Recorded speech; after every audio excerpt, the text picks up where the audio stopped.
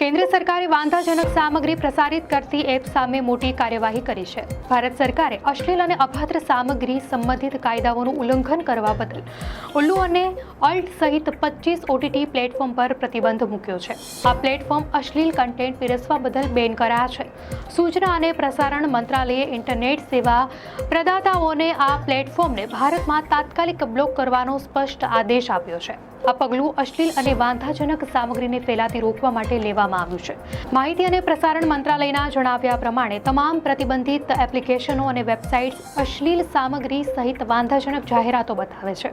સરકારે આ કાર્યવાહી માહિતી ટેકનોલોજી અધિનિયમ 2000 અને આઈટી નિયમો 2021 હેઠળ કરી છે. આ વેબસાઇટ્સને આઈટી એક્ટની કલમ 67 અને 67A, ભારતીય ન્યાય સંહિતા 2023ની કલમ 294 અને મહિલા અશ્લીલ ચિત્રણ નિષેધ અધિનિયમ 1986ની કલમ 4ના ઉલ્લંઘન માટે દોષિત ઠેરવવામાં આવી છે.